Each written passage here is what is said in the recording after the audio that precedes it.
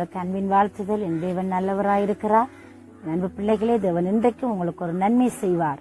ஒரு மகிமையான அற்புதங்களை செய்கிற நல்ல ஆண்டவராய் இருக்கிறார். உங்களோட வாழ்க்கையில பெரிய மாற்றங்கள், பெரிய ஆசீர்வாதங்களை தேவன் கொடுக்க இன்றைக்கும் அவர் மகா மேன்மை உள்ள கடவுளாய் இருக்கிறார்.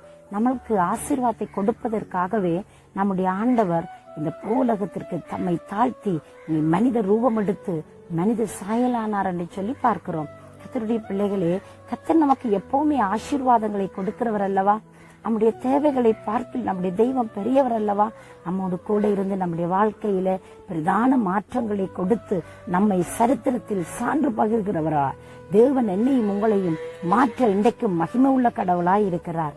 இந்த நாளிலும் இந்த காலையில நீங்கள் எதிர்பார்க்கிற வண்ணமாய் தேவன் உங்களோடு பேச போகிறார். தேவனுடைய வார்த்தைக்கு நாங்கள் செவிசாய்ப்போமா? நாங்கள் அப்போஸ்தலர் நடவடிக்கைகள் 27வது அதிகாரம் 24வது வசனம் இப்படியாய் சொல்லுகிறது.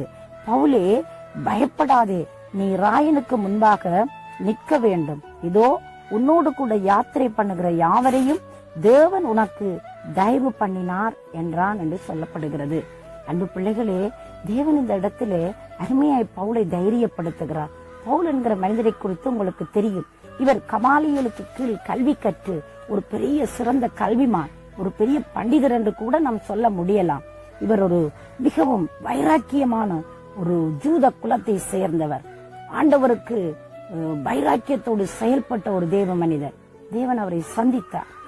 தேவன் அவருடைய வாழ்க்கையில பெரிய காரியங்களை செய்தார். அவருடைய வாழ்க்கையிலே பட்டணங்கள் தோறும் அவருடைய பணிகளிலே தேவன் நடக்க வேண்டிய சில காரியங்களை குறித்து பவுலோடு பேசிக் கொண்டிருக்கிறார். இப்பொழுது ஒரு கப்பல் பிரயாணத்தை மேற்கொள்கிறார்கள். அந்த கப்பல் மிகவும் சேதப்படத்தக்கதாய் அந்த காற்றும் அலைகளும் கொந்தளிப்புகளும் அங்கே படகிலே மிக வருத்தத்தை உண்டாக்கினது. அந்த இடத்தில் எல்லாரும் பயந்து போய் இருக்கிற பொழுது பவுல் எழுந்து நின்று திடன் சொல்லி தைரியப்படுத்தினார். ஆண்டவர் பவுலுக்கு கொடுத்த வார்த்தை தான் அவ்வளவு பிரச்சனையின் நடுவிலும் தைரியமாய் நிற்க பவுலை வைத்தது. அந்த இடத்திலே பவுலுடைய வாழ்க்கையிலே அவர் ராயனுக்கு முன்பதாக நிற்க வேண்டும் என்பது தேவனுடைய தீர்மானம். எனவே அவர் தைரியம் கொள்ளுகிறார். தேவன் என்னை குறித்த இடத்தில் குறித்த நேரத்தில் அவர் கொண்டு போய் சேர்ப்பார். அந்த இடத்தில் நான் தேவனுடைய வார்த்தையை சொல்ல வேண்டும். ராயனுக்கு நான் தேவனுடைய காரியங்களை பேச வேண்டும். எனவே தேவன் இந்த கடல் பயணத்தில் என்னை இந்த இடத்தில் கைவிடப் போகிறது இல்லை. நான் இந்த இடத்தில் மரித்து விடப் போகிறது இல்லை. எனக்கு தேவன் அற்புதம் செய்வார் என்ற நம்பிக்கையோடு இருக்கிற பொழுதுதான் வார்த்தை இப்படியாய் சொல்லுகிறது. தேவன் அவருக்கு என்ன செய்தார்? அந்த இடத்தில் இருக்கிறவர்கள் தயவை உண்டு பண்ணினார் என்று சொல்லப்படுகிறது. அன்பு பிள்ளை, இந்த வாழ்க்கையில நானும் நீங்களும் நினைக்கலாம், சில வேளையில நாங்க நினைக்கிற வண்ணம் அது நடக்காமல் போகும். நம்முடைய வாழ்க்கையில நாங்க எண்ணுகிற மாதிரி சில நேரத்துல அது எப்பவுமே இருந்தது இல்லைங்க. கடவுள் எதை நினைக்கிறாரோ, கடவுள் நம் வாழ்க்கையில் என்ன நோக்கம் வைத்துக்கிறாரோ அந்த பாதையின் வழியாய்த்தான் நானும் நீங்களும் பயணிக்கப்படுகிறோம், பயணித்துக் கொண்டே இருக்கிறோம். இன்றைக்கும் பவுலுடைய வாழ்க்கை எங்களுக்கு ஒரு பெரிய உதாரணமாய் இருக்கிறது. அவர் ஆண்டவரை எதிர்த்த நாட்கள் இருக்கிறது. அறியாமையினால் அவர் எதிர்த்த பொழுதும் ஆண்டவர் அவரை சந்தித்து மறுபடி விடுவித்த பொழுது அவர் ஆண்டவருக்கென்று அங்கே சாதனை படைக்கிற ஒரு நல்ல தேவ மனிதனாய் மாறினார்.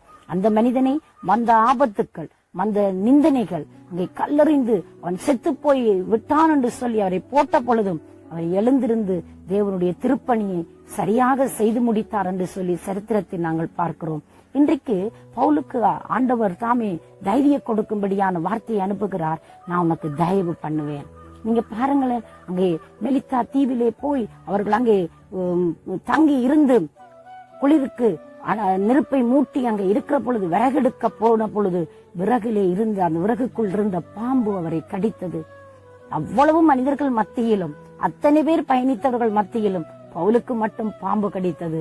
தேவன் பவுலை அந்த இடத்திலிருந்து அவ்வளவு மகிமையாய் விடுவித்தார் என்பதை மற்றவர்களும் பவுலும் உணர்ந்து கொள்ளும்படியாய் மகிமையான அற்புதம் செய்தார். அந்த பாம்பு கடித்து அவன் செத்து போய் விடுவான் என்று எல்லாரும் எதிர்பார்த்து கொண்டிருக்கிற பொழுது ஆண்டவர் அதிலிருந்து தப்புவித்து அங்கே தீயிலே உதறினார். அந்த பாம்பு செத்து போனது என்று பார்க்கிறோம். தேவனுடைய பிள்ளைக்கு எதிராய் எது வந்தாலும் தேவன் சும்மா இருக்க மாட்டார். தேவன் பார்த்து கொண்டிருக்க மாட்டார். இறங்கி வந்து அவர்களுக்காய் அற்புதம் செய்கிறவராய் இருக்கிறார். செங்கடலை பிளந்து நடத்துற பொழுது ஆண்டவர் மோசைக்கு சொல்லுகிறார், நீங்கள் அமிழ்ந்து போக மாட்டீங்க, நீங்க அழிஞ்சு போக மாட்டீங்க, நீங்க சும்மா இருப்பீங்க, நான் உங்களுக்காய் யுத்தம் பண்ணுவேன் என்று சொன்னார். பாத்தீங்களா ஆண்டவருடைய யுத்தத்தை? எந்த செங்கடல் அவர்களுக்கு தடையாயிருந்ததோ அது பயந்து ஒதுங்கி நின்றது போல ரெண்டாய் பிரிந்தது.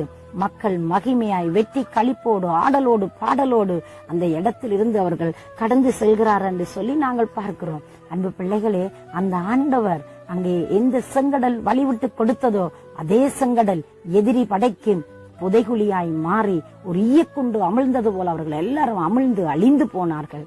ஆனால் தேவஜனமோ பாடி புகழ்ந்து கர்த்தரை மகிமைப்படுத்தி கொண்டு கடந்து போனது.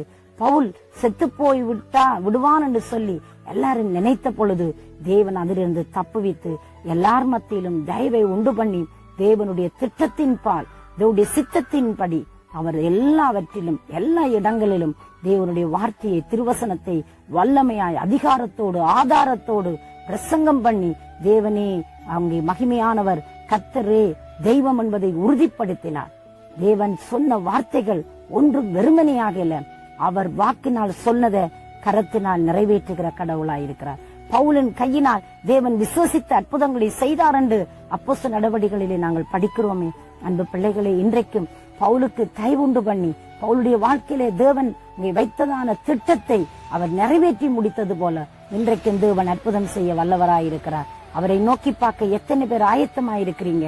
உங்களுக்கு எந்த இடத்தில் தயவு வேண்டும், எந்த இடத்தில் இரக்கம் வேண்டும், எந்த இடத்தில் சுகம் வேண்டும், எந்த இடத்தில் பலன் வேணும், தேவன் உங்களை கொண்டு செய்யும் காரியம் அளவு உங்களை கைவிட மாட்டார். உங்களுக்கு எப்பவுமே தேவன் அதிசயங்களை அற்புதங்களை செய்கிறவராயிருக்கிறார். அவர் சொன்னதை செய்கிறவர், செய்கிறதையே சொல்லுவார்.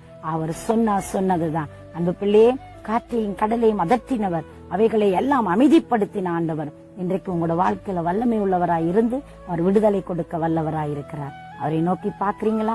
அவரை நோக்கி பார்க்கிற பொழுது தேவன் அற்புதத்தையும் அதிசயத்தையும் செய்து உங்களை கனம் பண்ணுவார். நான் உங்களுக்காக ஜெபிக்கட்டுமா? எங்களை நேசிக்கிற சர்வ வல்லமை உள்ள நல்ல ஆண்டவரே, இயேசுவின் நாமத்தினாலே நம்முடைய பிள்ளைகள் உண்மை பார்க்கிறார்கள்.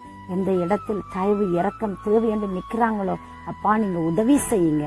ஒரு ஆண்டவரே அற்புதத்தை செய்து உங்களுடைய மக்களை கனம் பண்ணி காத்துக் கொள்ளுங்க. இயேசுவின் நாமத்தை ஜெபிக்கிறேன் ஜீவனுள்ள நல்ல பிதாவே. ஆமென், ஆமென். தேவன் தாமே உங்களை நிறைவாய் ஆசீர்வதிப்பாராக.